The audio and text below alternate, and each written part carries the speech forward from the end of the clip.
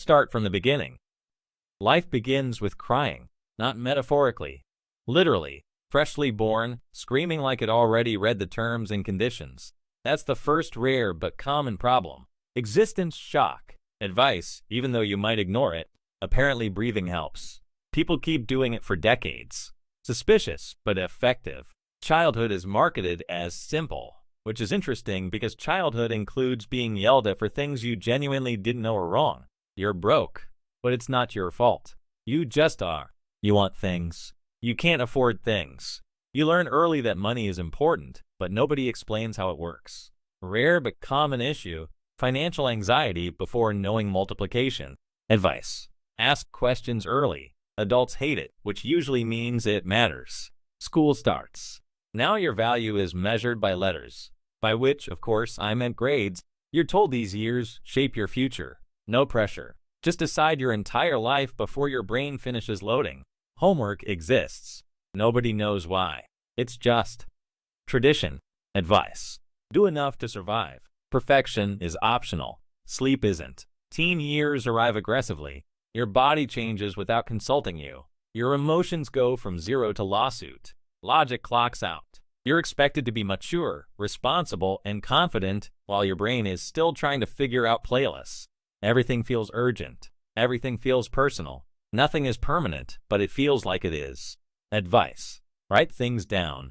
Teen thoughts sound powerful until you reread them later and physically cringe. Early 20s. This is where life pretends to be inspirational. People say, you can be anything, which is funny because nobody explains how. You're broke again.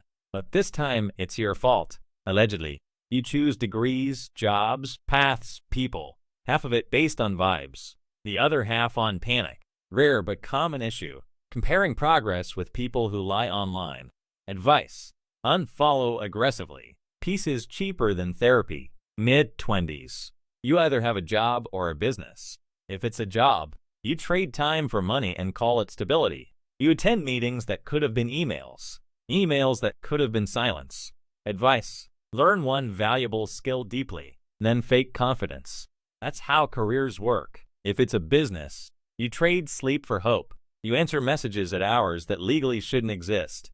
You tell people it's going well while mentally calculating rent. Advice: track money obsessively. Optimism doesn't pay bills. Numbers sometimes do. Late 20s.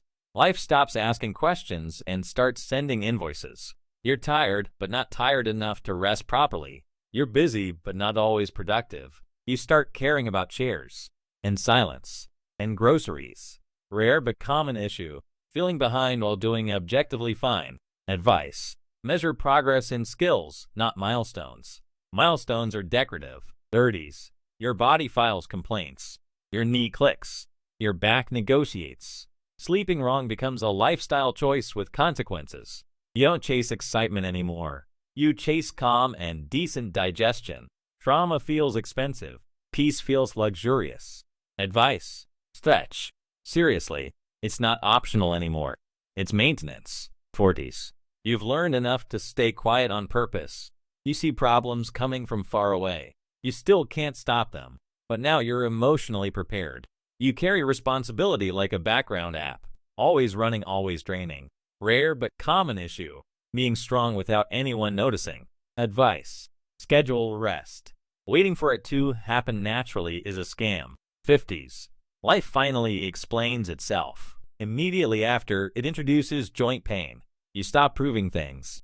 You start protecting energy. You've earned opinions and the right not to share them. Advice: say no faster. Explanation is optional.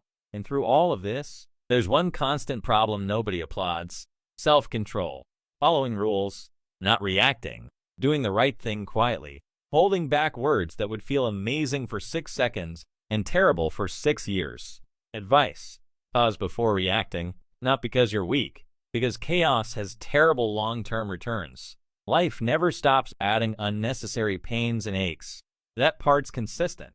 But if someone can move through all of this, stay decent, disciplined, calm, and still laugh when life acts stupid, that's not boring. That's elite.